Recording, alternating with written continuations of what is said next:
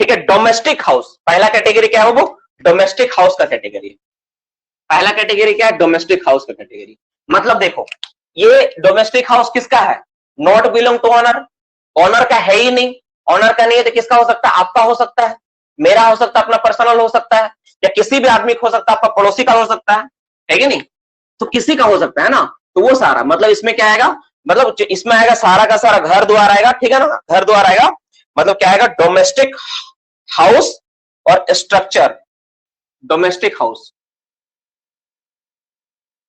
Domestic house हो सकता है, हाउस हो सकता है और स्ट्रक्चर हो सकता है। कोई भी डोमेस्टिक हाउस घर द्वार या स्ट्रक्चर जो क्या हो, या तो कच्चा ब्रिक का हो या सीमेंट का बना हो। उसको कच्चा ब्रिक ही लिखा है ना, हम भी कच्चा लिख दे रहे, KCHH, कच्चा ब्रिक इसका बनाओ या सीमेंट का बनाओ। तो इन सब चीजों का अगर बना होता है, ठीक है ना, तो कितना कितना फ्रीक्वेंसी होना चाहिए। तो फ्रीक्वेंसी अगर 8 हर्ट्ज का फ्रीक्वेंसी हो, पीक पार्टिकल वेलोसिटी कितना होगा, तो इस केस में जो पीक पार्टिकल वेलोसिटी होगा 5 होगा। 5 क्या होगा, यहाँ पे किसके बारे में बोल रहे हैं, हम लोग पढ़ रहे PV, इसका यूनिट क्या होता है, mm/सेकेंड, ये है ना। तो कितना होगा, 5 mm पर सेकेंड। अगर 8 फ्रीक्वेंसी है तो, अगर किसी बिल्डिंग का फ्रीक्वेंसी 8 से कम है तो 8 और 25 के बीच है तो कितना होगा, 10 होगा। कितना होगा, 10। और 25 से ज्यादा हो तो कितना होगा, 15। बस ये पहले ये लाइन को समझ लो, बाकी सब चीज क्लियर हो जाएगा। अगर फर्स्ट लाइन समझ में आ गया ना, हर चीज तुम ऐसे क्लियर कर लोगे। फर्स्ट लाइन को अच्छा समझने का प्रयास करो। पहला लाइन जहां पार कर गए, पहला क्लास जहां पास हो गया, दूसरा तीसरा क्लास तो पास करना बहुत आसान है। देखो 3 तरह का फ्रीक्वेंसी हो सकता है, तीन तरह का फ्रीक्वेंसी में जोन को डिवाइड किया गया। एक 8 फ्रीक्वेंसी से कम वाला, एक 8 से 25 वाला, और एक 25 से ज्यादा वाला। 3 तरह का फ्रीक्वेंसी बॉडी में डिवाइड किया गया है। एक 8 से कम, एक 8 से 25 के बीच, और एक 25 से ज्यादा। तो ये 3 तरह का कंडीशन हो सकता है। जहां 8 से कम है और कोई बिल्डिंग जो ओनर का नहीं, किसका, देखो ध्यान से, किसका, ओनर का नहीं है, वैसा बिल्डिंग और घर अगर ओनर का नहीं है और कच्चा घर है तो किसका होगा वो, ठीक है।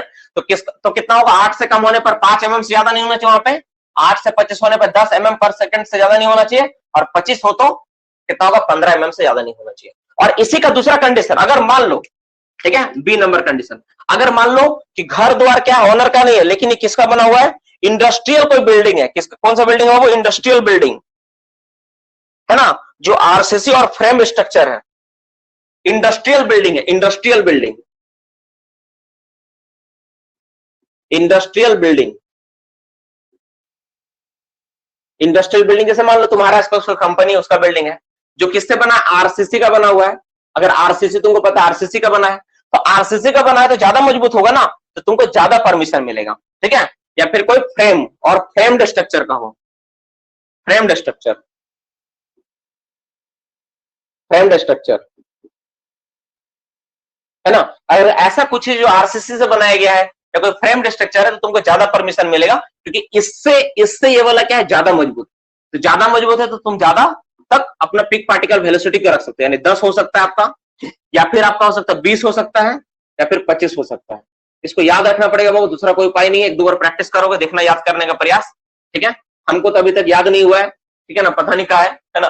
तुम लोग जरूर याद कर पाएगा, मुझे पूरा यकीन है। ज्यादा हार्ड नहीं, लेकिन सब बच्चा याद कर लेता, मेरा से याद नहीं हुआ। और अगर कोई हिस्टोरिकल प्लेस है,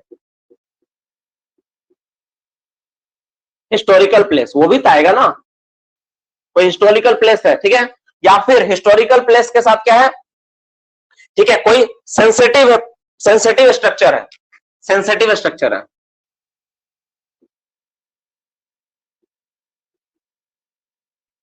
जैसे मान लो महात्मा गांधी क्या किए थे, एक बार सत्याग्रह करते करते तुम्हारे घर के पास आए थे, और घर के पास आने पर क्या किया, तो वहां पर एक मूर्ति का स्टैचू का, गौतम बुद्ध का एक मूर्ति का स्टैचू का उद्घाटन किए थे। कौन, महात्मा गांधी। सत्याग्रह करते करते आए थे, तुम्हारे घर के पास स्टैचू का उद्घाटन किए थे। अब बगल में एक ओपन कास्ट खुल गया है, ओपन कास्ट खुलने के बाद वो क्या किया, वो देखा कि चलो ठीक है, मतलब बिल्डिंग है, वो ब्लास्टिंग किया, पता चला एक थ्रो होके आया और तुम्हारा तबाह कर दिया। तो उस केस में तुमको ज्यादा प्रिकॉशंस लेना है। मतलब ये जो सेंसिटिव प्लेस हो गया ना, ये चूंकि सेंसिटिव प्लेस में आ गया, हिस्टोरिकल प्लेस और सेंसिटिव प्लेस में आ गया वाला, तो इस केस में क्या तुमको ज्यादा प्रिकॉशंस लेने, यानी पार्टिकल वेलोसिटी बहुत कम होना चाहिए, 2, 5 और 10 मैक्सिमम, 2, 5, 10, ये वाला बहुत इंपॉर्टेंट है, इसको जरूर याद रखना है ना, ये वाला याद रखना आप लोग, ठीक है। ये तीनों अगर तुम याद रखे ना, इतना तुम्हारे लिए काफी है, ठीक है। ऑनर का अगर कोई होने से कोई फर्क नहीं पड़ता, तो उड़ा दो उसको, ठीक है, कुछ उसमें होने वाला कुछ नहीं बोलता कोई। ऑनर का अपना रहेगा ना, अपना वाला अगर तुम उड़ाओगे ना, उसमें कोई कार्रवाई नहीं करता है। तो ये हो गया 3 कंडीशन जो ऑनर का नहीं है। अब अगर कोई स्ट्रक्चर जो ओनर का हो, ठीक है ना, अब ओनर का यानी building belongs to owner, B number condition क्या है, building belong to owner, belongs to owner. अगर अब ओनर का वाला आ गया, अपना ओनर मतलब अपना अपना उसका मालिक का आ गया, मतलब ओनर का आ गया, तो इस केस में क्या क्या हो सकता है, इसमें भी फिर 3 कंडीशन होगा, इसमें भी 3 कंडीशन होगा। क्या क्या कंडीशन होगा, पहला नंबर क्या होगा, पहला नंबर वही ये वाला, पहला वाला क्या है, ये वाला डोमेस्टिक हाउस और स्ट्रक्चर। इसमें भी पहला पार्ट क्या आएगा, डोमेस्टिक हाउस और स्ट्रक्चर आएगा। इसमें ए नंबर क्या आएगा, डोमेस्टिक हाउस और स्ट्रक्चर, डोमेस्टिक हाउस और स्ट्रक्चर। ये किस चीज का बना होता है, ये हमेशा कच्चा ब्रिक और सीमेंट का बना होता है। आप घर किससे बनाते हो, आप या तो कच्चा ब्रिक का बनाते हो या फिर सीमेंट से बनाते हो ना, कच्चा ब्रिक का इस्तेमाल करते हो ना, ब्रिक का कोई बनाता है, कोई मिट्टी से बनाता है, और कोई सीमेंट वालों का भी इस्तेमाल करता है। तो अगर इस तरह का घर बना हो और ये ओनर का अपना मालिक जो कंपनी है उसी कंपनी का हो, है ना, तो उसमें भी दिक्कत, उसमें भी ज्यादा नहीं खतरा ले सकते आप, तो कितना ले सकते हो, लेकिन इससे ज्यादा मिलेगा। ठीक है, इसमें कितना था आपका, इसमें 5, 10, 15 था ना, तो ये वाला आपको मिलेगा 10, 15, 25। कितना मिलेगा इसमें, 10, 15, 25, मतलब इतना पीपी भी रख सकते हो। और सबसे आखिर में इसका हिस्टोरिकल नहीं होगा, क्यों, क्योंकि हिस्टोरिकल प्लेस कभी ओनर का हो ही नहीं सकता अपना, चाहे कुछ भी कर ले। हिस्टोरिकल प्लेस वो देश की संपत्ति होती है बाबू, हिस्टोरिकल प्लेस कैसे भी ओनर के नहीं होगा, भले ही कोई डीटी साहब आके उसका अनावरण क्यों ना किए हो, कोई मतलब नहीं उससे। जो हिस्टोरिकल प्लेस जो बन गया वो पूरा देश की संपत्ति में काउंटिंग आएगा उसका, उससे कोई मतलब नहीं है। तो दूसरा कंडीशन केवल होगा एक ही मात्र ये वाला होगा, इंडस्ट्रियल बिल्डिंग, अगर कोई इंडस्ट्रियल बिल्डिंग हो तो, ठीक है, इंडस्ट्रियल अगर कोई बिल्डिंग हो, ध्यान देखो, इंडस्ट्रियल बिल्डिंग हो जो क्या चीज का बना हो, जो आरसीसी का हो या फिर फ्रेम्ड वर्क हो, फ्रेम्ड वर्क, ठीक है ना, फ्रेम्ड स्ट्रक्चर माफ करना, स्ट्रक्चर बोलो वर्क सब चलेगा। ये अगर ये वाला हो तो कितना होगा, 15, 25, 50, 15, 25, 50, ठीक है, तो उसमें 15, 25, 50 रख सकते हो। तो ये मोटा मोटी तुम्हारा पार्ट हो गया, तुम्हारा ये जो तुम्हारा किसका था, ये जो तुम्हारा पिक पार्टिकल वेलोसिटी के बारे में था, ये सारा का सारा लोकेशन है, ये लोकेशन में क्या क्या होगा, ये सारे पिक पार्टिकल वेलोसिटी। और सबका यूनिट क्या रहेगा, मिलीमीटर पर सेकंड, ठीक है, सबका यूनिट क्या रहेगा, मिलीमीटर पर सेकंड। एक क्लास में एक बच्चा पूछा था इसी के बारे में कि सर पीपीवी क्या होता है, किसका कहाँ कहाँ क्या होता है, तो मोटा मोटी इसी क्लास में 10 मिनट समय लगा उनको, जहां तक लग रहा है 10 मिनट में हम लोग पूरा का पूरा देख लिए कि पीपीवी क्या होता है। तो फिर से एक बार देखते हैं इस चीज को, है ना, फिर से एक बार नोट डाउन कर लो। 15-16 मैसेज आ चुका है, पता नहीं कहां से 17 मैसेज आ गया। हाँ, मिलीमीटर पर सेकंड, 15 mm पर सेकंड होगा, बिल्कुल होगा। रूफ पिलर वाइब्रेशन मेजर किस से होगा, वही सिस्मोग्राफ से मेजर करोगे।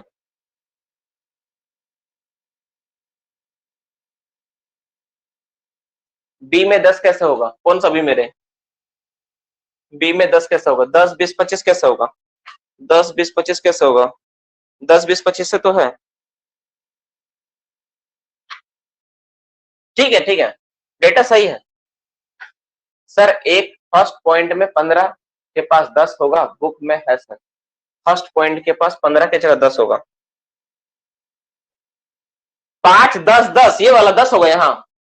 वीरेंद्र जल्दी से रिप्लाई दो, नहीं होगा, 15 ही होगा।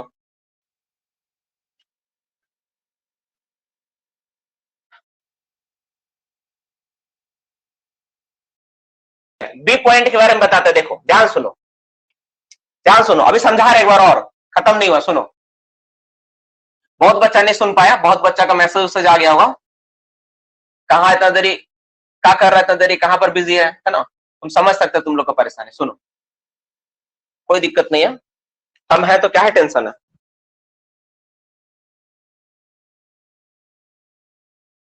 रुको, अजय कुमार मंडल, सर ये 8 less than 25 and more than 25 किसका फ्रीक्वेंसी है, वेरी गुड सवाल सर, कुछ समझ में नहीं आया, एकदम सही, कुछ समझ में नहीं आया, फिर से सुनो, फिर से कहानी सुनो तो समझ में आएगा। देखो, अगर कोई घर, कौन, ये सारा घर का फ्रीक्वेंसी अगर इतना इतना इतना है तो किसका फ्रीक्वेंसी, अगर डोमेस्टिक घर है तो उसका फ्रीक्वेंसी लेस देन 8 हर्ट्ज, कैसे मेजर करोगे, सिस्मोग्राफ। उस घर के पास सिस्मोग्राफ ले जाओ, ऑलरेडी वाइब्रेशन करेगा, तुमको बताएगा कि इसका फ्रीक्वेंसी कितना है। उस घर के पास ले जाओ, किसी घर का फ्रीक्वेंसी अगर 8, तो हर घर हर बिल्डिंग का अलग अलग आया। तुम बोलेगा सर मेरा घर का 8 फ्रीक्वेंसी 8 हर्ट्ज फ्रीक्वेंसी है, तो मेरा पड़ोसी का भी 8 फ्रीक्वेंसी आना चाहिए। क्यों? क्योंकि सर हम लोग सर खाना पीना का आदान प्रदान करते हैं, ऐसा जरूरी नहीं है। तुम्हारा घर का 8 हर्ट्ज है तो किसी और का अलग हो सकता है। उसका स्ट्रक्चर, उसका बनावटी, उसका मटेरियल क्या यूज हुआ है, उसमें बीम कितना लगा है, सब चीज पे डिपेंड करता है फ्रीक्वेंसी। ऐसा नहीं होता है। तो हर घर का हर एक जगह का फ्रीक्वेंसी होता है और अलग अलग होता है। समझ में आया क्या बोले? हर बिल्डिंग का हर चीज का फ्रीक्वेंसी होता है और क्या होता है वो सबका अलग अलग होता है, अलग अलग फ्रीक्वेंसी होता है। चार्ज खत्म होने वाला है, ठीक है, बच कर रहना। ऑफ हो जाएगा नेट अभी से, बाय, गुड नाइट। देखो मोबाइल ऑफ हो सकता है, बता दे रहे, चार्ज खत्म होने वाला, अचानक देख रहा हूं मैं अभी। देखो यहाँ पे, तो अगर मान लो कोई बाबू घर बिल्डिंग है, कोई बिल्डिंग है, कौन सा, अगर दो तरह से कैटेगरी हो सकता है। पूरा पूरा पूरा पूरा देश में ले लो, पूरा देश में हर चीज को दो भाग में बांट सकते हैं। कैसे बांट सकते हो? एक बोल सकते हैं एक ओनर का अपना है, एक ओनर बोल सकता है सर ये मेरा अपना है, और एक बोल सकता है ओनर का नहीं है। जो एक ओनर खुद बनाया अपना लिए, वो उसका ओनर का अपना हो गया, ठीक है। जैसे ऑफिस ओनर अपना लिए बनाया, उसका अपना घर, अपना बिल्डिंग है, कुछ भी करे।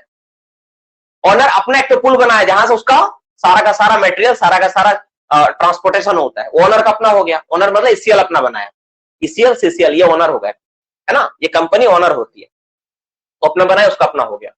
और एक हो सकता है नहीं, ओनर का नहीं है, वो बगल का किसी का प्राइवेट प्रॉपर्टी है, मतलब किसी रेसिडेंशियल आदमी का, किसी व्यक्ति का, या तुम्हारा खुद का अपना है।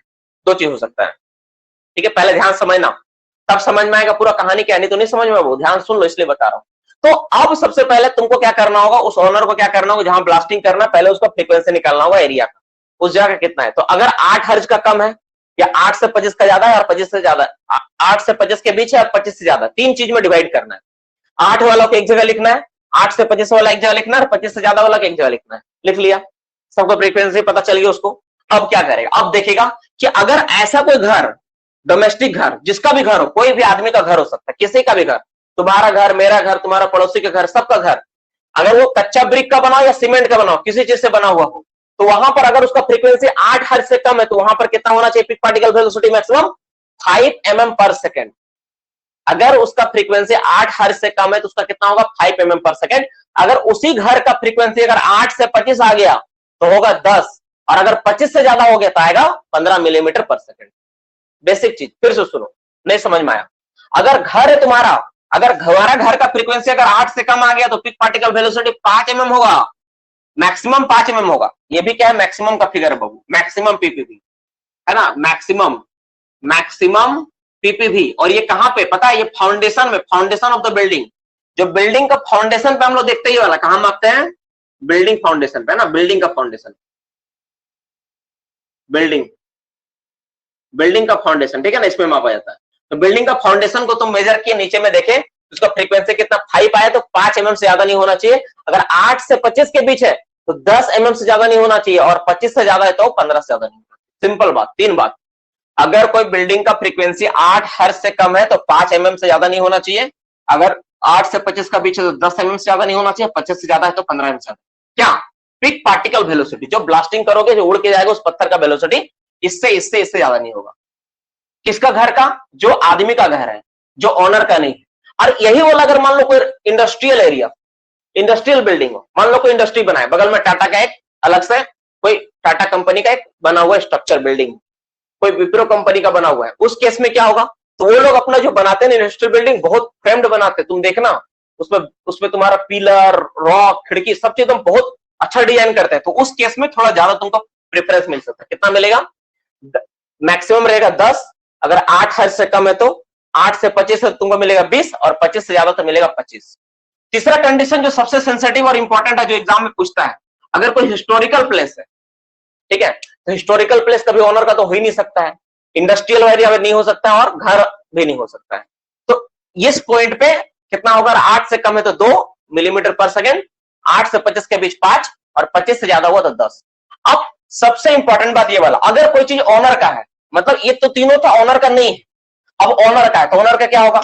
ओनर अपना घर बना सकता है वर्कर के लिए, ओनर अपना वर्कर के लिए क्या कर सकता है? घर बना सकता है, इंडस्ट्रियल बिल्डिंग भी खड़ा कर सकता है।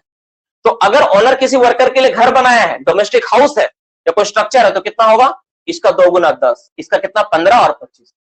अगर इतना फ्रीक्वेंसी उस बिल्डिंग का है तो ये बिल्डिंग का फ्रीक्वेंसी है। ये क्या है डेटा बाबू? ये है फ्रीक्वेंसी ऑफ द बिल्डिंग। ये क्या है?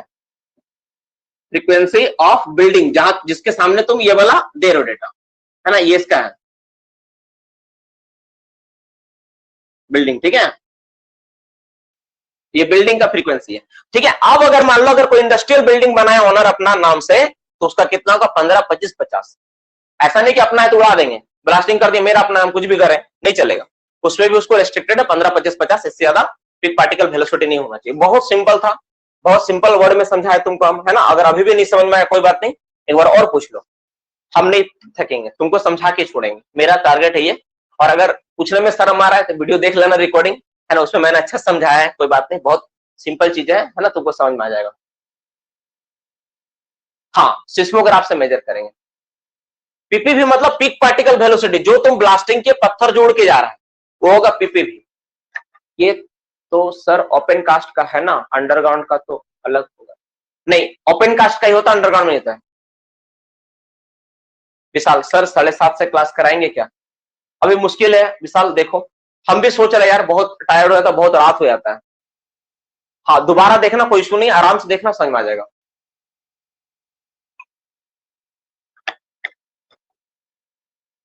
बिल्डिंग अगर ओनर के पास बिलोंग करता है तो बी का बी में दिया हुआ इंडस्ट्रियल एरिया बिल्डिंग, अगर कोई इंडस्ट्रियल बिल्डिंग बनाया है ओनर अपने नाम पे, जो फ्रेम्ड स्ट्रक्चर, फ्रेम्ड मतलब उसका पिलर उलर पूरा एकदम फ्रेम्ड करके बना के रखा है ना, तो उस केस में 15 हो सकता है। अगर 8 से कम फ्रीक्वेंसी उसका, तो अगर इस बिल्डिंग का फ्रीक्वेंसी कितना 8 से कम है तो पिक पार्टिकल वेलोसिटी 15 होगा मैक्सिमम। अगर इस बिल्डिंग का फ्रीक्वेंसी अगर 8 से 25 के बीच आ रहा है, मान लो 12, 13, 14, 15 कुछ भी है, तो 25 होगा। और 25 से ज्यादा है, मान लो 30, 40, 50 आ गया, तो उसमें कितना होगा? ये होगा। और peak particle velocity, fly rock जो उड़ गया तो उसका वेलोसिटी।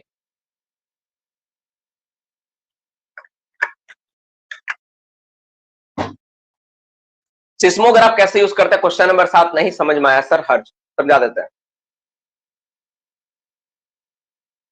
हाँ जानता हूं यार, मेरे लिए प्रॉब्लम है, टाइम चेंज करना भी मेरे लिए बहुत मुश्किल है। सबके लिए प्रॉब्लम है, जो जिस सिस्टम में उसी सिस्टम में रहेगा, है ना, उसी सिस्टम में रहेगा, सिस्टम में कोई अंतर नहीं है, सिस्टम में ही रखेंगे सबको को, है ना। तुम लोग कोशिश करो क्लास को टाइम से ज्वाइन करने के लिए, बहुत चीज रहता है पढ़ाने को लेके, है ना। चलो आज देखो न्यूमेरिकल नहीं हो पाया।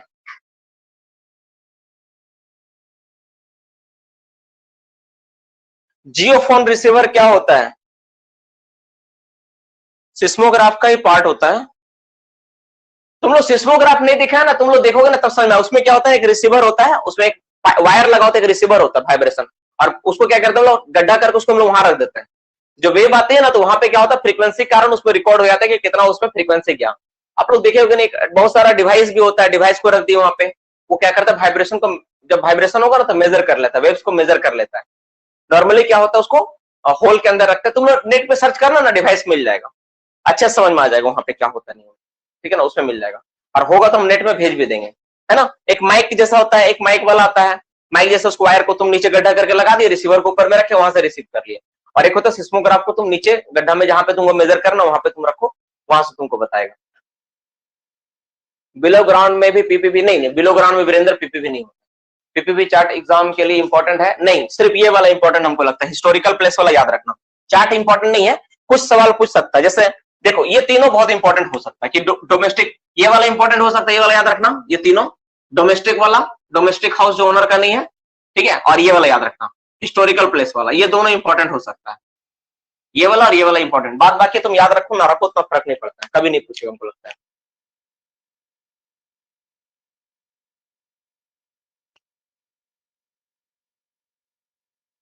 हाँ हाँ, मैं मेरे पास होगा तो मैं ग्रुप में सेंड कर दूंगा, ठीक है। चलो आज कर्मा त्योहार है, आप सबको बहुत बहुत बधाई कर्मा त्योहार का, फिर से एक बार। और आप लोग का जो भी डाउट सवाल है, बस ये दो पूछ सकता है राहुल, हिस्टोरिकल प्लेस और डोमेस्टिक हाउस वाला, कि इस पॉइंट पे मैक्सिमम पीपीवी कितना होगा, पिक पार्टिकल वेलोसिटी कितना होगा।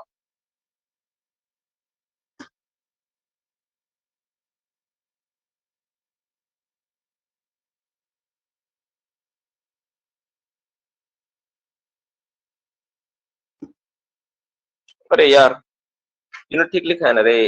हाँ ठीक है, तो ये सारे विचारों के साथ क्लास को एंड करते हैं यहीं पे। रुको एक मिनट, भागीरथी क्या है? किसी सब्जेक्ट का नेचुरल फ्रीक्वेंसी मैच करता है वाइब्रेशन का फ्रीक्वेंसी से, तब स्ट्रक्चर डैमेज होता है। एम आई राइट? एकदम सही, वेरी गुड। ये जो बात बोला ना सही। देखो रेजोनेंस बोलते हैं इसको, रेजोनेंस ऑफ वेव। तुम लोग क्लास 12 का जो बच्चा साइंस का होगा पढ़ा होगा, resonance max super impose of wave, तुम लोग सुना है कि नहीं पता नहीं। Resonance of wave, super impose of wave सुना है कि नहीं? मैक्सिमम रेजोनेंस बनता है ना, डार्क बनता है, लाइट बनता है, ऐसे सुना है तुम लोग पता नहीं। तो ये सारी चीजें होती है। अब उसमें जाएंगे तो एक अलग ही पार्ट है ना वो। आप तो कुछ भी पूछ सकते हो ना, हाँ मैं कुछ भी पूछ सकता नहीं, मैं भी इन सब चीजों के बच के चलूंगा। जो चीज एग्जाम के लिए, वो सब चीजों के बारे में ज्यादा फोकस करूंगा। जा रहे कर्मा पूजा में नाचने, जाओ एक क्वेश्चन कीजिए तो कैसे, हाँ आएगा। चलो एक क्वेश्चन मैं करता हूँ, बहुत अच्छा बात बोला सर, एक क्वेश्चन करिए कैसा आएगा। देखो तुमसे पूछ सकता है कि मान लो एक बोला कि हिस्टोरिकल प्लेस में मैक्सिमम पीपीवी कितना रखा जा सकता है। किसी भी हिस्टोरिकल प्लेस में मैक्सिमम पीपीवी कितना हो सकता है? तो मैक्सिमम कितना होगा? देखो हिस्टोरिकल प्लेस में कितना होगा? 10 मिलीमीटर पर सेकंड। मिनिमम कितना होगा? 2 मिलीमीटर पर सेकंड। अब यहाँ पे फ्रीक्वेंसी दे दे, मान लो बोला कि एक हिस्टोरिकल प्लेस है जहां का फ्रीक्वेंसी है तुम्हारा 22 हर्ज है, वहां पर पीक पार्टिकल वेलोसिटी कितना होगा? 22 हर्ज वाले हिस्टोरिकल प्लेस में पीक पार्टिकल वेलोसिटी कितना होगा? 22 हर्ज। तो 22 हर्ज इसमें आएगा ना, इसमें आएगा ना, इसमें आएगा, इसमें आएगा। हिस्टोरिकल प्लेस है तो यहां आएगा, कितना होगा यहाँ पे? 5 हो जाएगा। एम आई राइट? क्लियर हो रहा है कि नहीं? अगर मान लो तुमको पूछा कि डोमेस्टिक हाउस है जो ऑनर का नहीं है, डोमेस्टिक हाउस है किसका? जो ऑनर का नहीं है, तो इसमें आ जाएगा डोमेस्टिक हाउस, ये वाला आएगा। लेकिन उसका फ्रीक्वेंसी जो है मेरा 6 हर्ज है, तो कितना होगा? 6 हर्ज है, 8 से कम है तो कितना होगा? 5 होगा। अगर बोला 40 हर्ज है, 40 हर्ज है तो कितना होगा? 40 हर्ज हो जाए तो कितना हो जाएगा? डोमेस्टिक हाउस जो ओनर का नहीं है, तो कितना होगा? 40 हर्ज में 15 हो जाएगा। बस यही है, बस यही पूछेगा। समझ में आया क्या बोले? या फिर पूछ देगा मैक्सिमम कितना होगा, मिनिमम कितना होगा। तो मैक्सिमम पूछेगा तो ये बताओगे, मिनिमम पूछेगा तो इतना बताओगे। ठीक है ना? बस यही है, ऐसे पूछेगा। डिटोनेटर आइडियल बनाती है, ठीक है ना, बहुत सारी कंपनी बनाती है। आइडियल का होता है, पेंटाडाइन का होता है, ओरिका का होता है शायद। ठीक है, चलो अब इसी विचार के साथ आज क्लास को यहीं पे एंड करते हैं। ठीक है, आप लोग अपना जो भी डाउट सवाल है, ठीक है, आज कर्मा पूजा जाओ, थोड़ा नाचो गाओ। नहीं नाच गा पा रहे हो, देखो यूट्यूब में निकाल के लोग कैसे डांस करते हैं। ठीक है, आज रहने तो यहीं पे क्लास पे एंड करते हैं। ठीक है, ऑलमोस्ट ठीक है, टाइम हो ही गया। और अभी क्या करेंगे हम लोग, नेक्स्ट क्लास में आप लोग सारा अपना जो भी क्वेश्चन है मुझे भेजोगे। ठीक है, कल क्लास यूपीपीएससी का मैं रखूंगा, अपना सारा सवाल को भेजोगे, सारा सवाल को भेजना, अपना सारा सवाल को भेजना, हम लोग उस सवाल को सारा को लेंगे, एक एक करके मैं डिस्कशन करूंगा, जो भी आपका डाउट रहेगा और जो भी टॉपिक छूटा हो उसको मैं इस सप्ताह कवर करूंगा। हो जाएगा, बहुत बड़ा इशू नहीं है ना? उम्मीद है, उम्मीद क्या है, करना ही होगा इस सप्ताह, चाहे जैसा भी हो इस सप्ताह करना ही पड़ेगा। मैं देख लिया मोटा मोटी जो चीजें है ना, वो मैं करवा दूंगा। चलो, so bye, good night to all of you, sweet dream, सो जाओ अच्छे से। हाँ आई आर एल वाले, IREL, अरे यार आई आर एल, हाँ हाँ ठीक है, IREL। देखो बाबू, IREL वाले बच्चे सबको मैं एक सलाह दूंगा, एग्जाम में आप जितना प्रिपरेशन किए हो, बस फोकस होकर एग्जाम देना। फोकस मतलब क्या सर? फोकस मतलब क्या बोलना चाह रहे हैं आप? फोकस नहीं है क्या? बिल्कुल फोकस हो। फोकस एक होता है क्या?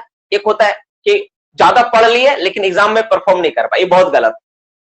पढ़ो, जितना पढ़ो उसको परफॉर्म करने का प्रयास करो।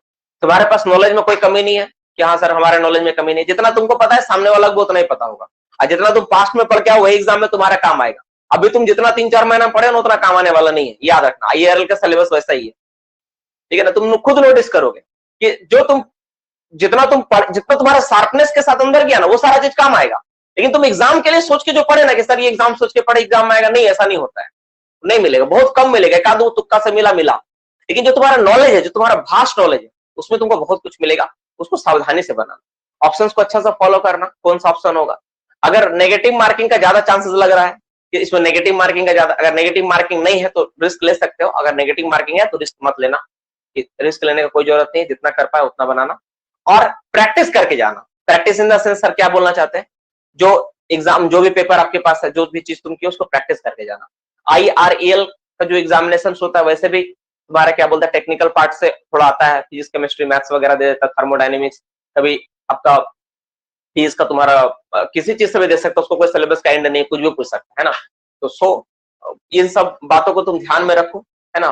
ज्यादा कुछ नहीं इसमें। और जब अगर मान लो तुम्हारा सीबीटी मेथड में टेस्ट तो दिक्कत नहीं, अगर मान लो तुम्हारा पेन पेपर वाला टेस्ट है तो सर्कल वगैरह करने से पहले थोड़ा ध्यान देना कि किस पॉइंट पे तुम कलर कर रहे हो, ये सब चीज बहुत मायने रखता है।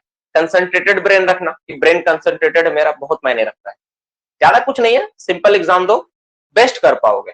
कोई भी एग्जाम देने जाता ना, ये सब बात बहुत मायने रखता है। पहला बात क्या, जैसे फर्स्ट बात तो एग्जाम से पहले तुम्हारे प्रिपरेशन लेवल क्या रहेगी, ये सब चीजें है ना। और आईआरएल का सिलेबस तो मैंने आज तक कभी देखा नहीं किसी के पास, और शायद वो आईआरएल वाले भी कभी किसी के सामने डिस्क्लोज नहीं किया मेरा सिलेबस ये है।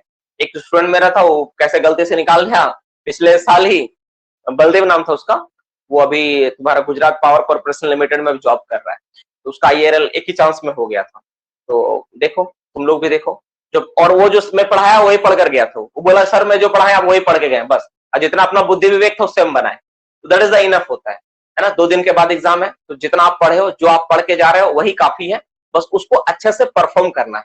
ये ध्यान में रखना कि हम जो पढ़े उसको अच्छे से परफॉर्म करना, सवाल को समझना है फिर बनाना है, हड़बड़ाना नहीं है, ठीक है, एकदम अच्छे से समझ के बनाना है। तुम्हारा एग्जाम कितना भी हो तो बाकी लोगों से अच्छा ही जाएगा। तुमको टॉप नहीं करना है कि सर हमको सबसे ज्यादा टॉप लाना है, तुम्हारा काम क्या, अपना परफॉर्मेंस को अच्छे से देख आना। इस विचार के साथ जाओ, एग्जाम कभी खराब नहीं जाएगा, बहुत अच्छा जाएगा। और भगवान से थोड़ा प्रे करके जाना। अगर तुम्हारा आईआरएल में जॉब करने का बहुत ज्यादा इच्छा है तो भगवान से प्रे करना। ज्यादा हेजिटेशन होगा, ज्यादा डर लगेगा वहां पहुंचने के बाद, तो एक बार मुझे फोन जरूर कर लेना। अगर मेरा कॉल अगर सरफेस में मैं रहूंगा, ऐसे तो अंडरग्राउंड जाना होता है, अगर मैं सरफेस पे रहूंगा, संडे का दिन भी हो सकता है सरफेस पे रहने का मौका मिले, लेकिन उस दिन भी किस्मत खराब होता है तो अंडरग्राउंड जाना होता है आइडल डे इंस्पेक्शन के लिए।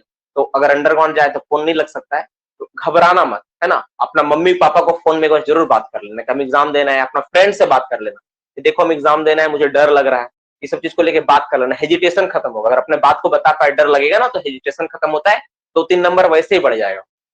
तीसरा, एक और टिप्स के बारे में बताऊंगा, भगवान के सामने अगर कोई भगवान का मंदिर मिलता है, 2-4-5 मिनट बैठ के जाना, बहुत फायदा होता है। एग्जाम में 1-2 नंबर बढ़ना बहुत बड़ा बात। घंटी जब बजता है ना, तो हड़बड़ा के मत ठीक और गोला कर देना, सोच समझ के गोला करना। एक पॉइंट, एक स्टेप में तुम लोग को सिखाता हूं, हमेशा एक बात याद रखना, एक चीज बहुत इंपॉर्टेंट बात, कोई भी बच्चा एग्जाम देने जाएगा इसमें याद रखना। तो अच्छा, तुम लोग एक चीज का जवाब दो पहले कि कंप्यूटर बेस्ड टेस्ट होने वाला है ना, ओएमआर सीट है, सीबीटी है, कंप्यूटर बेस्ड है? सीबीटी है तो टेंशन नहीं है, सीबीटी है तो आंसर चेंज करने का मौका मिले, बहुत अच्छा। अगर ओएमआर सीट होता तो मैं कुछ समझाता। सीबीटी मेथड में एक चीज हमेशा नोटिस करना, अगर मान लो बहुत बार जैसे तुम्हारा ऑप्शन क्या है, ए, बी, सी और डी ऑप्शन है, और तुमको इसमें से कोई टिक मारना, तुमको समझ में नहीं आ रहा, तो एक बात याद रखना, प्रोबेबिलिटी जो बोलती है ना कि 50% जो ऑप्शन होते हैं सी सही होते हैं, सी को सही, ये चीज याद रखना। सी वाले ऑप्शंस पे ऐसा नहीं कि सी ही होगा, सर बोले तो सब सी मार के आएंगे, ऐसा नहीं, मत करना, ठीक है। मतलब प्रोबेबिलिटी बोलता है कि 50% सी और बाकी 50% होते हैं, ये बाकी 50% होते हैं। तो सी वाला ऑप्शन अगर मान लो तुमको लग रहा है कोई चीज के लिए सही हो सकता है, और सी ऑप्शन, ठीक है ना, तो सी पे जरूर मार के आना, उसको छोड़ना मत, ठीक है। सी ऑप्शन में तुम्हारा दिमाग जा रहा है कि सी लग रहा है सर सी होगा, और सी ऑप्शन में ही ऑप्शन वो जो छिपा हुआ है, सी को जरूर टिक मार के आना, क्योंकि सी ऑप्शन मतलब मैक्सिमम टीचर्स का जो इमेज में होता है ना, उस सी ऑप्शन को सेलेक्ट करते जो हार्ड क्वेश्चन होता है। तो ये एक बहुत अच्छा साइकोलॉजिकल चीज है ना, साइकोलॉजिकल चीज है। हर जगह साइकोलॉजी नहीं भी लगती है, तो ये है, लेकिन फिर भी बहुत ज्यादा काम करती है। इसी साइकोलॉजी के कारण एक बच्चा, अभी इंटरव्यू में मैं उसको बुलाऊंगा कभी, तो तुम देखना वो बताएगा कि उसका 2 से 3 नंबर ना सी ऑप्शन टिक करने के कारण हो गया था सही। वो सी मारा था ही टेक्नोलॉजी लगा के, उसको पता नहीं था, सी मार दिया, सही हो गया, है ना। और ईसीएल में उसका सिलेक्शन हो गया, इवन डब्ल्यूसीएल में भी सिलेक्शन हुआ था, है ना, दोनों जगह उसका एग्जाम निकाला था। तो ये सारे कुछ कुछ चीजें होती है, तुम करना, फॉलो करना, तुम्हारे एग्जाम में अच्छा होगा। और अगर तुमको फिर भी कोई डाउट है, कोई समझ में नहीं आए, आराम से बाबू आज रात में फोन मत करना, कल आराम से मुझे फोन कर लेना, कोई दिक्कत नहीं है। कल मैं ड्यूटी से आऊंगा 3 बजे, 3 बजे के बाद आराम से फोन कर लेना, या फिर मॉर्निंग में तुम मुझे, मैं टाइम दे देता हूँ तुम लोग को, तुम ना मॉर्निंग में 8:30 के पास, 8 बजे के आसपास फोन करना ना, 8:30 के आसपास फोन करना, मैं तुम लोगों से बात करने के लिए फ्री हूँ। जो सवाल तुमको पूछना, जो बात करना है, आराम से बात करना। अब तुम लोग के लिए एग्जाम के लिए हमेशा अवेलेबल है, 2-3 दिन का टाइम है, जितना तुम पढ़े उसको अच्छा से रिवीजन करके जाओ, और लिख के रिवीजन करो। अगर कोशिश करो कि हम लिख के रिवीजन करेंगे, जो डेटा है उसको लिखो, रफ में जो भी है लिख के करो, जो डायग्राम वगैरह है लिख के करो, जो फॉर्मूला है उसको लिख के पढ़ो, जो चीजें है ना, जो टफ चीजें हैं उसको लिख के प्रैक्टिस करके जाओ। तुम्हारा 2-3 नंबर बढ़ना स्वाभाविक है, उसमें कोई दो राय नहीं है, कोई मतलब ताकत नहीं है कि नहीं बढ़ेगा। तुम खुद देखोगे, बोलोगे कि सर ये चीजें मैं फॉलो किया, मेरा 2-3 नंबर बढ़ गया। 2-3 नंबर अगर तुम्हारा बढ़ जाता है ना, तो कम से कम तुम 300-400 बच्चा से तुम आगे रैंक में पहुंच जाएगा, जो कि बहुत बड़ा बात है ना। तो ये सारी चीजें इसको फॉलो करो, है ना। चलो, हाँ तो वही बोले, सपने मत मारना।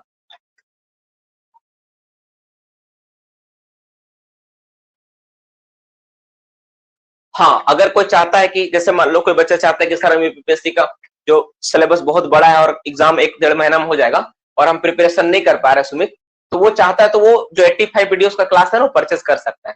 2,000 रुपए देकर उसके नीचे लिख देगा यूपीपीएससी के लिए, तो वो उसको परचेस कर सकता है। और याद रखना है 2,000 रुपए केवल आप ही के क्लास के स्टूडेंट के लिए।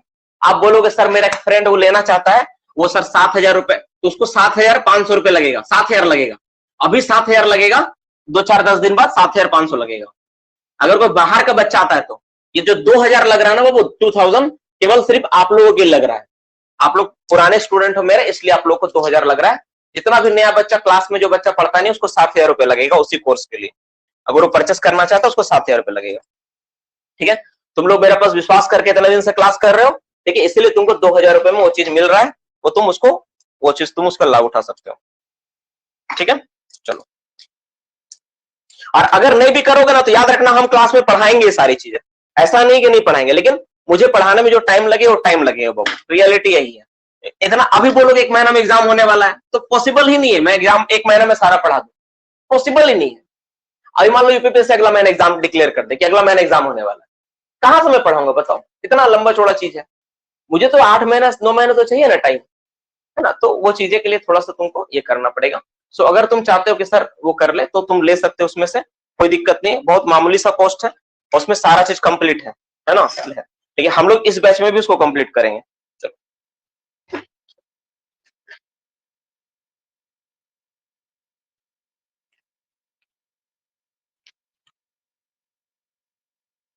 एकदम बहुत अच्छा, सही बात है।